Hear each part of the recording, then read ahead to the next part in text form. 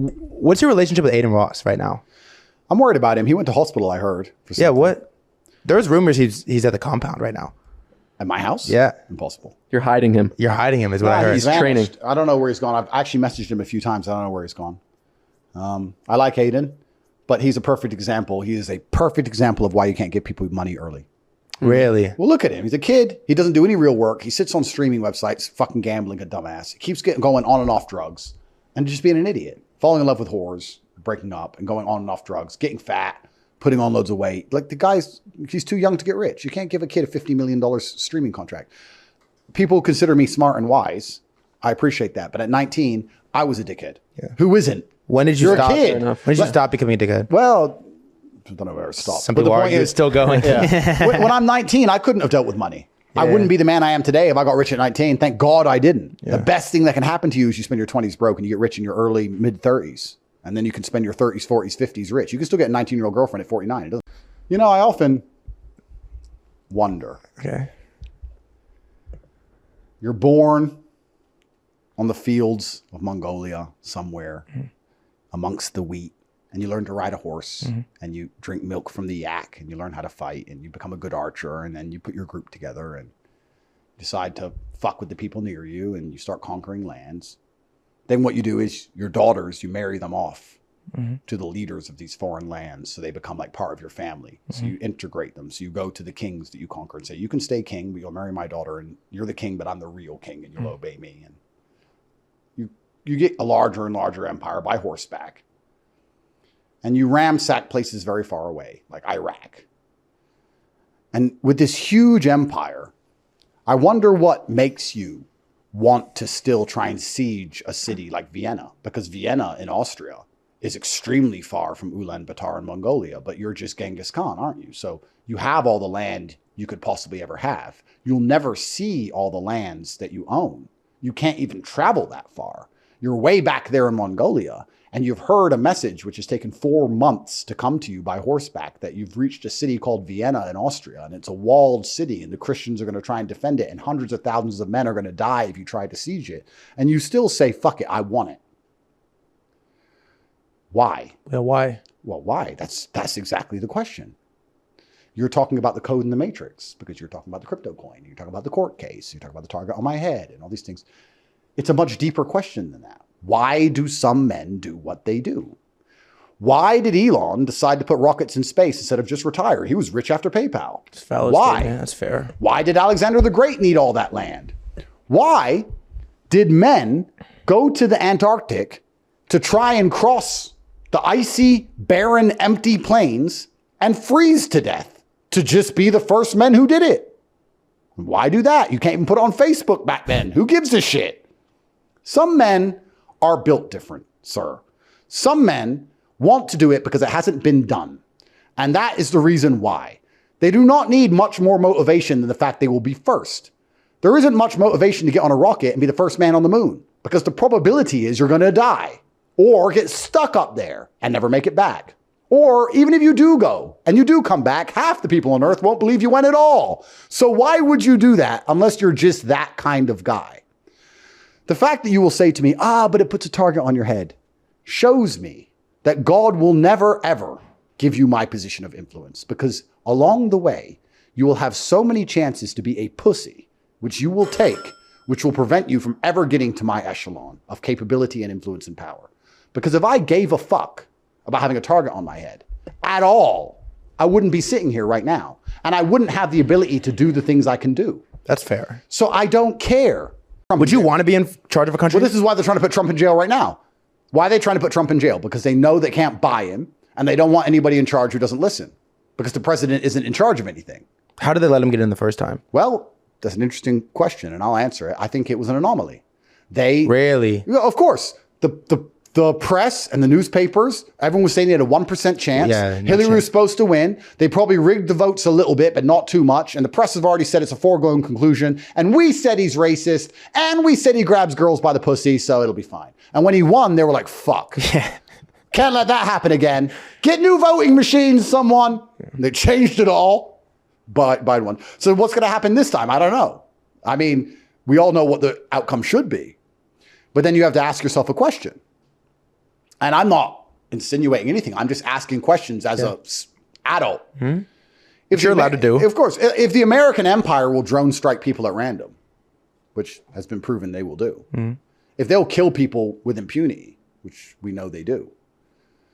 If somebody came into power which would damage the shadow figure's influence over the systems they've controlled for a very long time, would they let him live long enough? Damn, you think they're going to kill him?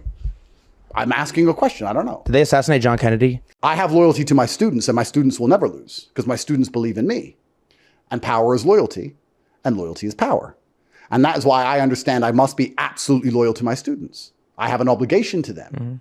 Despite the fact that I may be the powerful one, I still have an obligation to them. That's what the problem with the world is today, is exactly that. The powerful do not feel an obligation to their constituents anymore.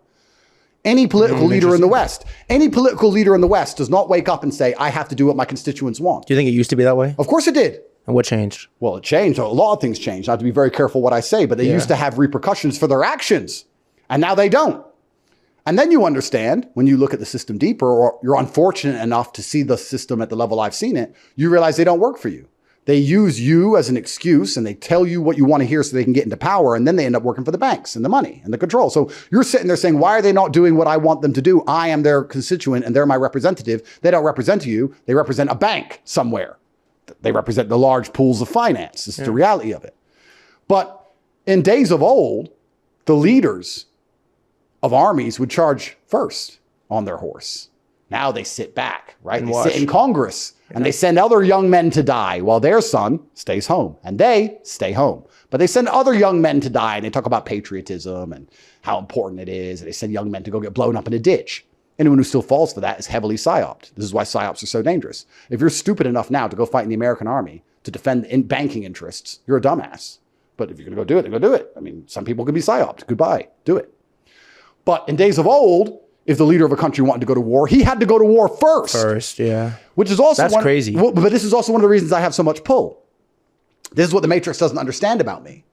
They sit and say, we have to destroy the influence of this man by destroying his life. The harder they tried to destroy my life, the better my influence is, because I'm leading first. I'm leading first, head charge. I'm the one going to jail in the worst jails in Europe. Your fans aren't going, you're going to jail. My fans are going to jail. I'm going to jail.